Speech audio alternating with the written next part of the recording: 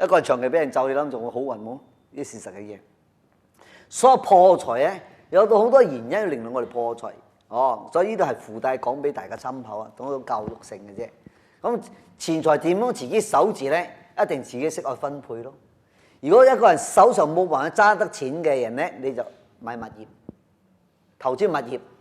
有啲信唔過人哋嘅老婆都信唔過嘅咧，咁揸自己去投資自己噶啦。信得過你老婆，叫老婆揸住手啊！所以講睇你個人點樣守財。你話點樣守得住你嘅財就好重要嘅啫。唔係你識唔識賺錢嘅啫，每一個人都識賺錢，一個小朋友都識賺錢，氹阿爸氹阿媽歡喜，阿爸等我咪俾錢咗佢用咯，咪賺到咯。小朋友都識賺錢，你冇以為小朋友唔識㗎，但係守得住錢財嘅人先重要，唔係運氣唔好。在我眼光，個人都運氣都好，係我哋唔識去點樣去管理好我哋嘅錢財嘅來源，應該將錢財點樣去投資更加大嘅，就係世上想快啲得到財富之後，錢揾錢嘅啫。所以靠工作去揾錢咧，揾到係有限嘅。所以靠錢揾錢啊，用錢去投資累積嘅財富咧，就速度比較快。咁每一個人投資嘅方案係唔同嘅，就睇你自己嘅見仁見智咯。你嘅反應啊，同埋敏感度同埋投資嘅商機，識唔識點樣去創造你自己嘅財富？明冇？人啊，上咗40歲咗之後，你有計劃點樣自己創業㗎？你知唔知道？40歲之前咧，你打工仲唔係問題，因為40歲過後咧，你年紀越嚟越大咯，身體越嚟越弱咯。你唔自己創業咧，你一味靠一份工作，你唔夠同你後生競爭嘅。你諗下，每一年畢業生幾多出嚟？1年內就1倍咯喎。所以講5年後你就唔係好好策劃下自己。上一年嘅意思講5年後就有5倍人爭你一個職位，你知唔知道？所以外國人點解一失業嘅時候好慘咯？一個職位成千人排個爭一個職位因為佢冇儲噶嘛，佢有幾多使幾多噶嘛。總之，如果你係靠打工想去得到富有嘅，你到最後你好辛苦嘅，除非你專業人才。如果你靠打份工，個個都識嘅咁你嘅呢個職位有幾多倍人爭住你嘅職位咯？你唔會有咩出問題咯。而一出咗咩問題你個職位你坐唔穩嘅咯。你職位坐唔穩，你嘅收入出問題嘅。所以你記住，人上咗40歲，你自己創業嘅啦，做小生意又好，你最得閒度你都可以。如果唔係咧，到最後做咩？年紀大40、50歲啦，又冇人愛，又冇技巧，冇技術啦，看更咯，係看更噶啦，冇人請噶啦，你做得咩？咪看更咯。所以講人愛點樣累積自己嘅財富，就係同自己計劃點樣去守住自己嘅錢財。因為我哋唔夠後生嘅鬥咗嘅，因為人哋科技越嚟越先進啦，好似我哋呢年代又唔識電腦嘅，死咗嘅，處處都用電腦，咁你仲做咩？唔使電腦嘅，看更揸住棍到處碌，係咁行，係咁行，冇點樣啫？你唔識乜都唔識你同乜同人競爭？社會唔同咗嘛，進步唔同嘛，你唔跟唔上嘛，咁你點樣好？所以呢啲就講唔係揾唔到錢，唔係代表你冇運氣，其實你係唔識點樣去計劃好你自己嘅。人畢竟係會退休噶嘛，咁樣你一味靠住一份工去維持，除非你揸住個鐵飯碗咯，係咪？打政府工嘅國家唔冧你唔冧咯，係咪？做到老都係仲未冧噶。所以你要記住人會破財咧係好多原因嘅。你要同你自己計劃你嘅將來。呢個就係睇你點樣去策劃下。所以破財咧，在靈界都會有好明確嘅原因。前世道業、冤親嘅干擾或者其他嘅因素，查明後咧加以適當嘅處理通常咧會有相當程度嘅改善。記住我哋破財咧，一般上咧同我哋嘅前世都有關係。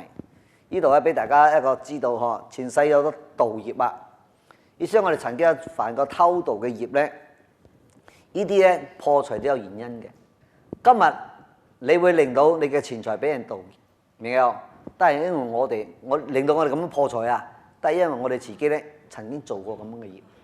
做過盜業嘅人咧，你就會容易破財。每一個人破嘅大同細唔同。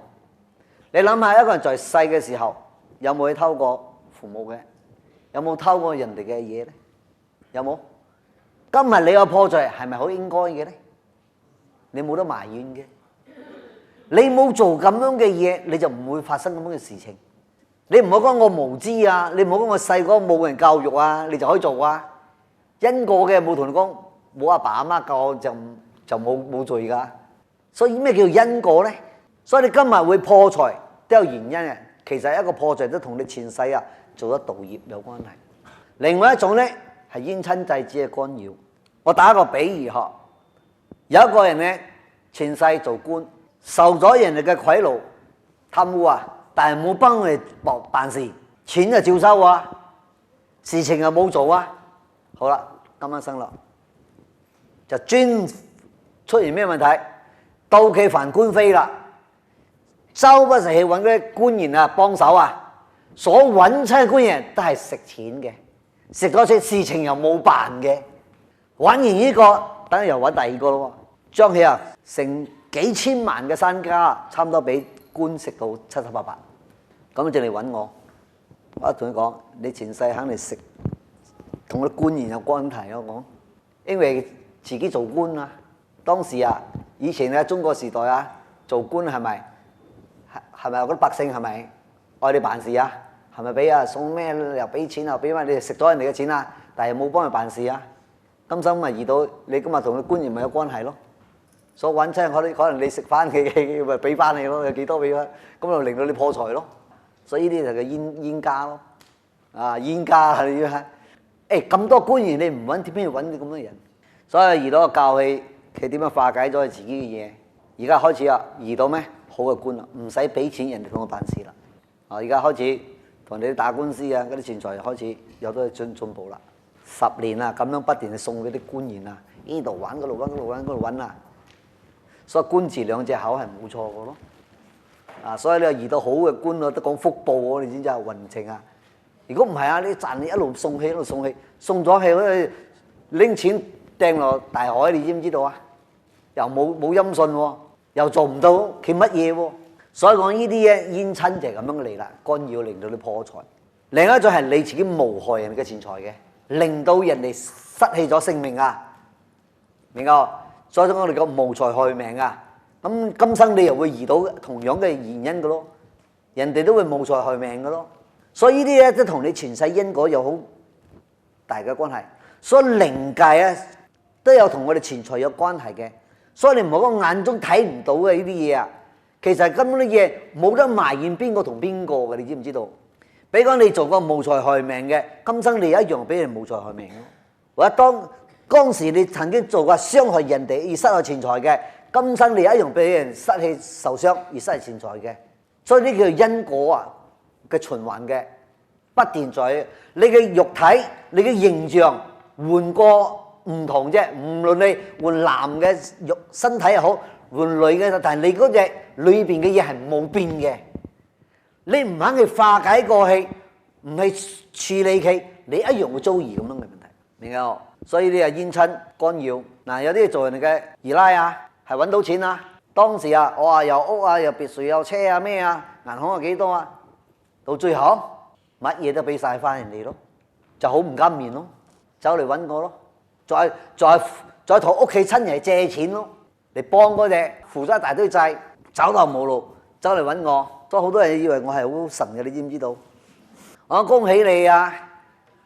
仲恭喜你咁大聲講，意思話做人哋嘅二奶嘛，咁樣當初有錢嘅時候，話好日子過咯；落難嘅時候負債嚟你啊，仲同親人借咗一大筆錢啊，咁又唔知點好啊，又到處請教咯，想點樣有咩指點迷津啊，咪走嚟都揾我咯。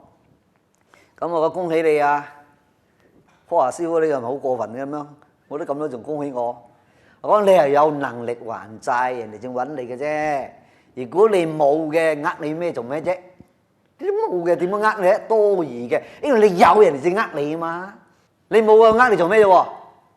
諗盡話呃你都係出好多用好多腦汁嘅，你知唔知道？正呃得到你嘅，你冇嘅呃你做咩啫？你今日有得俾人呃？係恭喜你，你有能力嘛，俾人呃嘛，唔係咁我點講啊？意思話你曾經爭過人哋一筆債，今日時間到咗，啱唔啱？你咪還翻俾人哋咯。講咗呢啲咁嘅話，今日好瞓啲咯，冇點樣？係咪今日咪好瞓啲？因為你冇呃過人哋，今日點解俾人呃你破財你咁啊？你自己諗下，你冇，雖然你而家唔認同我咁樣嘅啫，其實冥冥之中靈界嘅嘢，冥冥之中就安排咗噶嘛。你冇咁樣嘅事情呃你做咩？你諗下咁巧咩？咁多人比你仲更加靚嘅都有咯，點解唔係要揾你？咁奇怪，咁巧合，所以大家都有一條線嘅關聯咯，牽住你知唔知道？所以你個業力啊就咁啊，你冇做過道業，你冇做過咁樣嘅，呢啲冤親唔會干擾你嘅，所以你會被冤親干擾你嘅，就係呢啲因素咯。所以今日我哋破財，所以我而家我寫段嘢俾你睇嘅時候，我自己咧反省下自己，頭頭尾尾咧，我話今日生人都20-30次破財咯，都唔少。你睇我坐飛機都唔見錢嘅都有，咁可能冇？有啲借咗唔還嘅都有啊，好多啊。所以你明白咗，我哋有能力還債，我哋唔會帶怨，唔會埋怨啦，唔會講唔甘面啦。我哋輕鬆咗好多，咁我哋福報就提升啦，咁我存在揾到更加多啊。原理一樣嘅，所以我哋講，我哋自己有做過咁樣嘅事情，我哋好好反省下自己，適當嘅處理咗，通常都會有好大嘅改善嘅。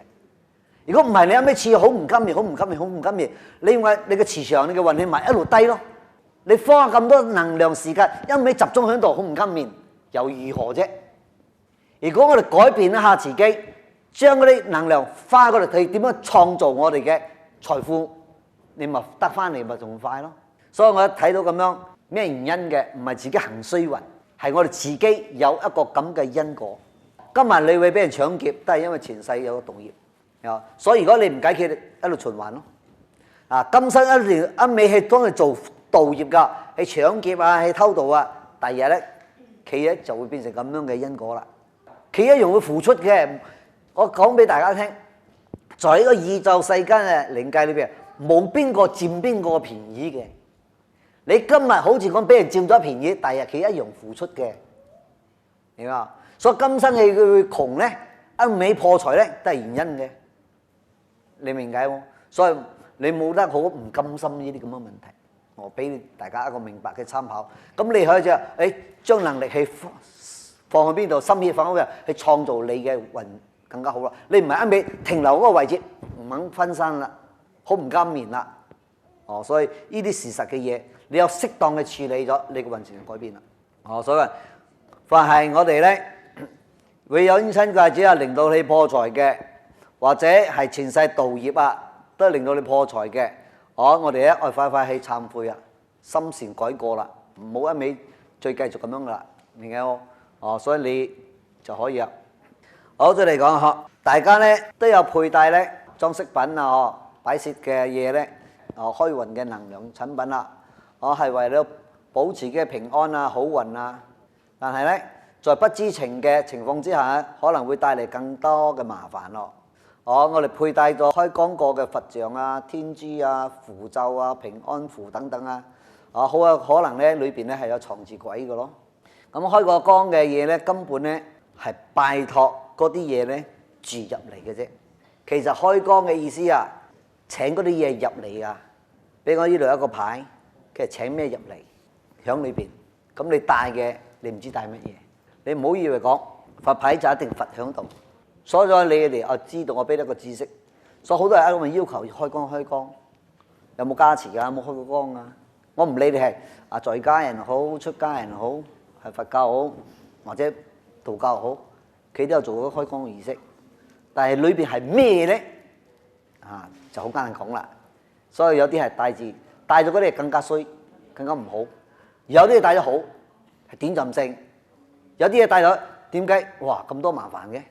所以裏邊嘅嘢咧係好係壞咧，係取決於開光嘅人同埋佩戴者嘅品格，就係你嘅心態。所以如果佩戴者唔走正道咧，住入嚟嘅肯定好嘅待唔住，壞嘅就搬入嚟。所以自己唔好嘅就冇最係諗到得到保佑，意思今日你請一個佛牌，第一個有咩好嘅嘢翻嚟？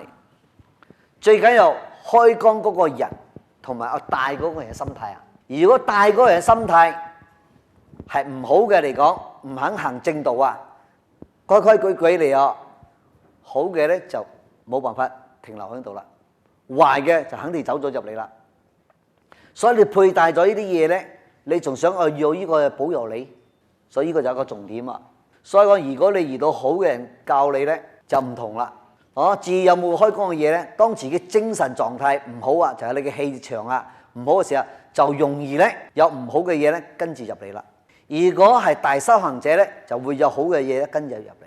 所以出邊好多講開過光，拜過加持過，但係點樣嘅嘢你唔知道，咁你就帶喺身上。所以有時你惹咗啲麻煩翻嚟咧，到自己啊有可能在不知情況讓唔好嘅嘢入咗嚟啦。佩戴咗之後，當然咧會越嚟越差咯。掉又唔係，唔掉又唔係，唔知點好。就打個比喻講，你請一張符，道教咪好多畫符嘅，啲符有過期㗎，有 expire date， 1年咯，後果過咗就冇㗎啦。你仲戴喺身上啊？你唔信你試下，邊個有符攞張嚟睇下？我即刻俾你睇，有冇過期？我唔理你邊度畫嘅，有啲係就限期1年嘅啲嘢，你仲戴喺身上啊？掛喺車啊，保平安，保到冇？我唔係講符冇效，佢有限期嘅，嗰啲就叫開光啦，就係講嗰個法師嘅功力啊，到邊個地步啊？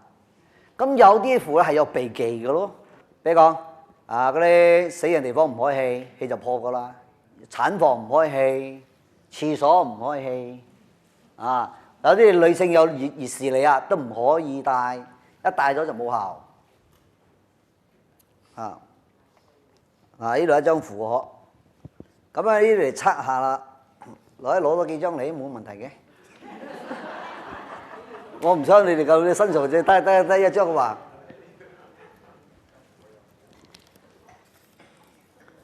呢啲邊一個㗎？我哋唔好講下，費事得罪人哋啦嚇。咁做實驗去俾大家睇。呢度有一張符，呢度2張符啊，一啲布嘅，一啲紙嘅嚇。咁我哋咧自己去睇下，呢個係能量棒，係可以測到裏邊有冇嗰個能量。如果喺裏邊有能量咧，佢係正面，佢就一路轉，順時間轉咯。如果負能量咧，佢就一俾掉翻轉頭，逆時相轉。如果係中等嘅，有就得，冇就得，佢係負位嘅就咁不斷咁樣搖，咁樣搖，明㗎？其他嘢咁樣嘅，咁你就知道呢樣嘢咧係點樣？大家我都唔知道㗎嚇，我冇玩過嚇，我唔知道依家唔係我嘅，唔係我身上攞出嚟㗎嚇。我身上攞就可以做啲嘢俾你睇。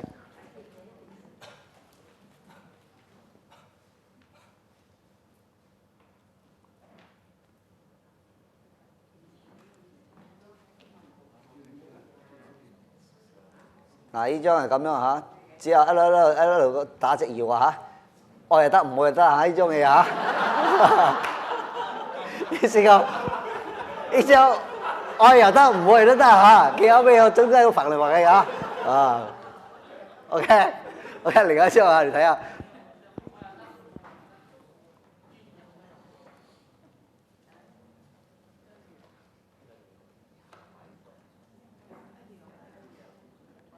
呢啲全部過咗期㗎啦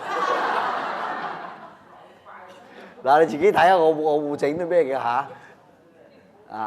企就係咁樣啊！所以有啲人唔明白喺度，但係其實呢啲過咗期，你知唔知哦？意思講已經冇咗能量啦，明啊？所以有啲符咧點解戴咗一段時間咧，我攞去香爐啊，再過下火香火啊，有啲係重新去請過，所以啲符咧。唔係講冇效嗱，依張咧又唔同啦嚇，依張係我點樣去整出嚟嘅？依張咧叫咒印，用過好多嘅佛教嘅咒印，再揼個印落去，呢啲印係有朱砂打落去嘅，再經過加持，同樣一張符同樣都係紙嚟，都係印㗎，佢都係紙嚟印嘅。同樣咁樣嚟，我哋試下睇下嗬，睇呢張有冇過期。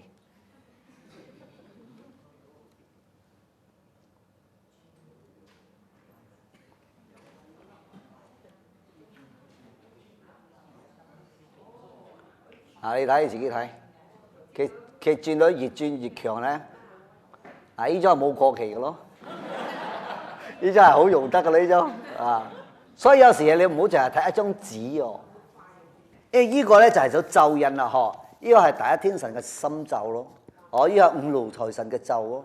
所以呢個係空字咯，翁字啊，就加埋呢一個印咯。咁呢啲嘢正法嘅咧就係百無禁忌。如果呢啲咧有限制嘅，有禁忌嘅，有禁忌嘅咧你就冇氣，你帶住唔知道咁氣，我上廁所點好？唔帶唔得。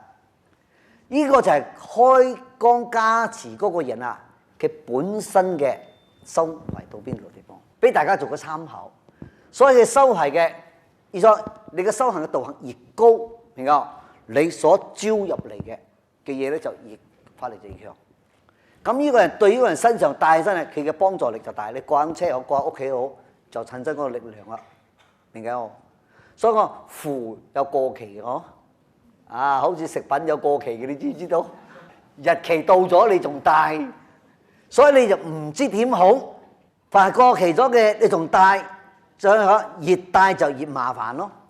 到時邊就掉又唔係，唔掉又唔係，掉又會得罪佢喎。明啊？唔掉帶喺身上又冇功效喎，所以我哋就令到自己點解對開光啲嘢，無論佛牌好、符咒好，一樣嘅道理。其實你睇到一個佛像，未必一定有佛像咯。就算我屋企嘅觀音菩薩啊、好佛陀，你拜啊都未必嘅，可能係其他嗰啲嘢藏喺裏邊咯。有啲係鬼類啊，附帶喺個裏邊咯，藏喺裏邊咯，食你嘅煙火咯。所以我俾你一個好簡單嘅參考。如果你屋企供奉嘅佩戴係好嘅，你嘅磁場就越嚟越好嘅，人啊越嚟越幸福，家庭越嚟越和諧，能夠向事業越做越好，就證明講你嘅嘢係用得啱咗咯。如果你今日供奉所佩戴越嚟越差，好似係短暫性好嘅，好似呢啲符啊，初帶翻嚟係好有效嘅咯，可能一個禮拜後咧冇咯。用晒咯，但係繼續啊！我呢度仲有一張，我冇試埋咧，我冇試下。呢度仲有一張唔知邊個嚇，仲係俾你睇下，呢啲唔係我嘅嘢嚟嘅，呢度仲有一張嚇，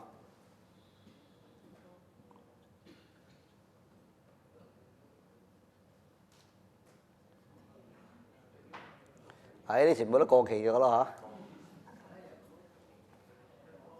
已經冇咗加持嘅能力咗啊！明唔明？所以你睇呢啲所以你符一個形式嚇，我唔係講冇效。如果呢啲嘢已經係冇咗後果嘅，你繼續佩戴就可能有其他嘅嘢入嚟咯。可能嗰啲靈啊入咗嚟啊，你唔知道，所以你仲帶喺身上咯。咁啊會令到你嘅運程咧越嚟越問題啦。記住，符係有效嘅。有冇睇《西遊記》啊？孫悟空俾嗰張符搭佢啊，幾多年啊？500年，好犀利噶咯！嗰張就頂得500年咯，500年後就冇效咯。嗰啲仲係好有修行嗰啲仙法嚟寫嘅畫嗰符喎，一張符搭落去，嗰個孫悟空俾你入500年咯。故事啊，俾你做參考啊！你如果請咗一張符，佢頂得500年嘅咧，都恭喜你啦！你知唔知？起得仲係有效啊，仲係有過期啊。所以我哋話道教啊，咩封嗰啲鬼類啊，畫張符啊，貼喺嗰度，貼喺門口嗰啲啊，都係有過期噶，唔係永遠一世人噶，你明解冇？所以符咧係有個限期嘅，所以我哋嘅依個唔係符，係咒印嚟嘅，係用佛教嗰啲咒印啊嚟造成嘅。咁正經過去加持，呢張又唔係一張紙咗咯，所以佢就唔係符嚟嘅，佢係一張咒印。咁呢個咒印就有咗功力，所以我哋加持咩？財神咯，所有招財嗰啲同埋保平安嗰啲，你就可以攜帶喺身上，點樣嚟去發揮嘅功能？所以你就唔係當一張紙咯，好，呢張紙就算啦，1年後你攞翻嚟，佢仲係有效。唔好似嗰啲過期就冇效啊，因為係咒印同符係兩回事，睇係一種黃字啫。哦，頭先係咁樣去測哦，咁樣你以為嗰呢隻嘢會作假？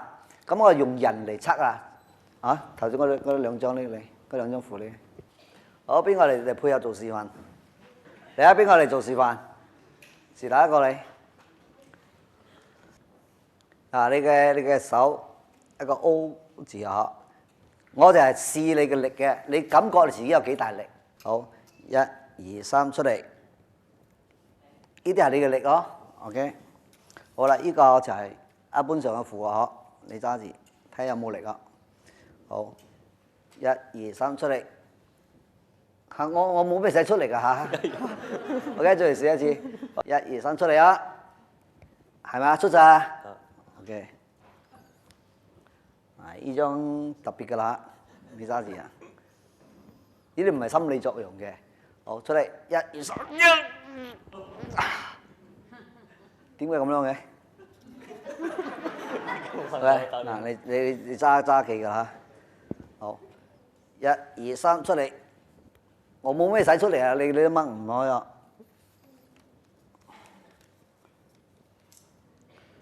好，出嚟，1、2、3，掹都唔開。所以啊嗱，同樣一張紙，點解呢啲有能量？呢個點解好輕？佢自己出唔到嚟，佢唔係冇出嚟。所以你可以用咁方式去測試下，同樣兩張嘅符。所以講嗱，同樣咁樣畫上係咁多，哦，呢啲仲係軍帝爺嘅咯，係嘅符嚟嘅嗬，啊，我仲細張啲咯，啲好多啊，相差點解咁遠呢？所以呢個係唔係冇話當初係有嘅，哦，係時間嘅問題啫。所以你自己要清楚咯，哦，唔係到時啊唔知咩回事咯。呢兩個做咩？個個攞去試，我唔使講咯。我仲有咁多嘢講，等間就係講你呢啲嘢咁。試一等下叫佢下邊同你試下。嗱，呢個佛牌啊，已經摘到一半半咯。哦嘅力量100。嗱，呢個你自己睇。呢個係佛牌嚟㗎，明唔明啊？佢哋帶嗰啲佛牌嚟㗎，哦。所以你睇下佛。